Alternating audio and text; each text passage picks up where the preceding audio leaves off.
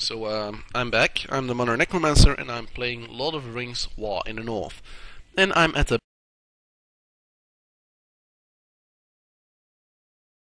Sorry for all that, but this is technical difficulties.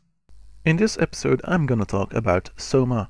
Soma is a horror game with a dystopian view on the future, and yes, this means sci-fi. This is the spoiler alert.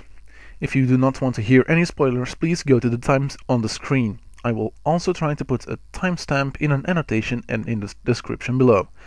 Do that if you want, but if you're still with me, here we go. In Soma you play a young fellow named Simon Jarrett, a man who survived the crash but lost his co-worker from a Toronto comic book store called The Grimoire. After the accident, Simon's brain is pushing against his skull and his life expectancy is measured in months without treatment. Then there are some doctors, or wannabe doctors if you'd like, who want to scan Simon's brain to see if they can do stuff to help him. Too bad, Simon dies a few weeks later. Thanks to a robot body unit gone rogue, the plans didn't go as expected. This of course is all relative, because Simon does wake up approximately 100 years in the future after a catastrophe happened, where all the surface of Earth is gone, and in a body that is not his own. He wakes up in an underwater scientific laboratory where people tried to send their consciousness into space on the Ark. The crew looking after the Ark is either a husk, living but stuck to the walls, and some structured shell that seems to be able to weld organic and inorganic matter together. Others have their conscience scanned and put in machines, and others are dead to the deep-sea creatures, or the immense pressure down in the deep. If that's not enough, some of the human remains have started to gain sentience and are now running Simon down. In the end, all's well that ends well, and all conscience things are sent up in the Ark to outer space. That was the explanation. For those who want to see a full playthrough of the game, there's a link in the description to the Fright Night playlist of Yogscast Kim.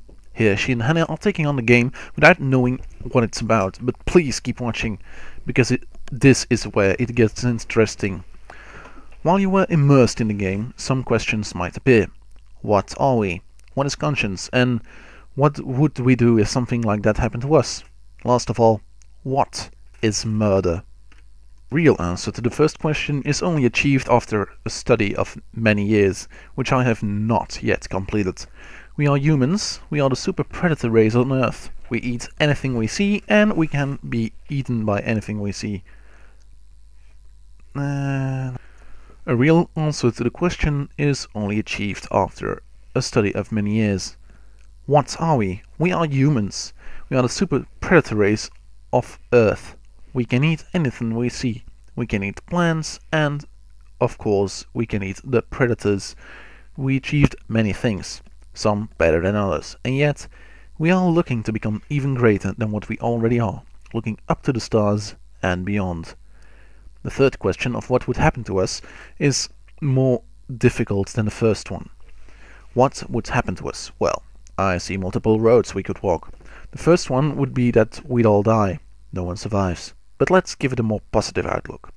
The second road we could walk is one of utopia. We managed to undo the source of the catastrophe, either blowing up the meteor or solving global warming. Or whatever the stuff is that's even more complex. Somewhere in between might lie the vault system of Fallout. The world's populace is placed in vaults to protect ourselves from the catastrophe, and we wait until we are sure we can go back up. The second question, on the other hand, is what I'm most interested about today. What is consciousness? According to Oxford dictionaries, consciousness is the state of being aware of and responding to one's surroundings. In this case, all things that are aware of its surroundings, like walls and chairs, sounds, smells, and others, are conscious. The definition makes some of today's robots also conscious, or semi-conscious. There are robots that can see and hear. Some even recognize voices and other sounds. Some are programmed to smell or feel. This, however, is not real conscious to me. This is more like awareness of its surroundings. The last question, what is murder, is also quite hard to answer. Every individual has his or her own option of that. For one person, killing an exact copy of himself just to save it from a fate worse than death is murder. For others, it is a necessity. They still feel attachment to the original me or the original copy of him or her. This is also what happens in the game. Some people kill themselves after being copied to the Ark, so the real person can live on in the Ark without the other one going through another second of life, seeing if it succeeded, if it failed, if there is anything else left to do or not. All I can say is this: that is all technically difficult. Goodbye and see you guys next time. I really do hope you enjoyed my video. If you liked it, please do not forget to leave a like. If you enjoy my videos, you can always subscribe to stay up to date with my latest videos.